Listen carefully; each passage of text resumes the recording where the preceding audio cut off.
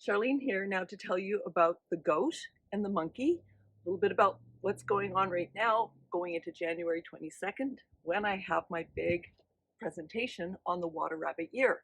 Now, this element we're going into is the earth element, and that has to do with sustenance. So stay tuned for the information on these animals, and I'll be back with more. Thank you. Hi, Charlene here from Radical Feng Shui, and I'll get right to the point on the goat and the monkey. So this year is going to be a little challenging for the goat as you leave 2022 and go into 2023. This has to do more with your outer world, associations, negotiations, all that kind of stuff. It could be a little niggly for you, so just pay close attention and be really observant. It's going to be the end is challenging, but also going into 2023 can be a little also rocky. So it's going to be a bit of a shift for you. So what I'm going to encourage you to do is make sure your Feng Shui adjustments are proper. And that would be going into every area of the bagua, especially starting with your front door. Make sure it's impeccable, that you have, everything together. If relationships are an issue, go to the southwest, etc., etc. Just follow the bagua and look at every corner of every room, and maybe take a room that will be really where you focus your Feng Shui and your balance. Now for the monkey, you're coming up an opposition year with the tiger, and it's been a bit rocky, probably for everybody this year, but for monkeys it was especially a little defining. So now you're coming out of the year, and at the end of the year, what's really important for you is to create a healthy balance from what you learned from last year, bringing it into this year. It's hard work still to be done, lots to focus on, but your positive attitude is going to be really important as you end this year and head into 2023. Now, as we go into the rabbit year, the energy of the hare, the rabbit, is much gentler. Now, like the tiger, the rabbit can really challenge monkeys at the best of times, but it's a much more gentle, easy energy, and you can kind of navigate because the hare does keep its cards close to its chest, and you just have to be a little more penetrating. Also keep your Feng Shui adjustments impeccable.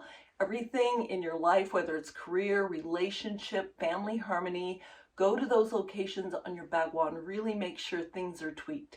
And that's what I can say for the monkey. It's going to be a more gentle year and a happier year. Now, when we get to the Feng Shui for the holiday tip, this is the earth section. So both the goat and the monkey lives in metal, but the goat and this area is kind of that area that goes to the center. It doesn't really relate to a direction. The earth is at the center. And in fact, it's the last 20 days of every season.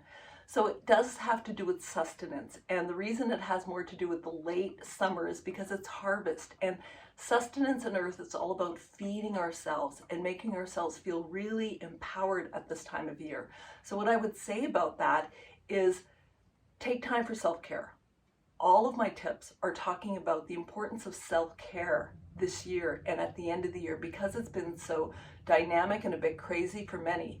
The one thing I can say about bringing earth into the holidays is shifting up your colors. Like earth tones are yellows, and a lot of the tones in here, except for the reds, are actually earth tones. The oranges, the pinks, yellows. When you're setting your table, if you don't have a round table, which creates a quality, like especially important holiday meals, put a round tablecloth over your rectilinear or your square one, and that creates a sense of harmony.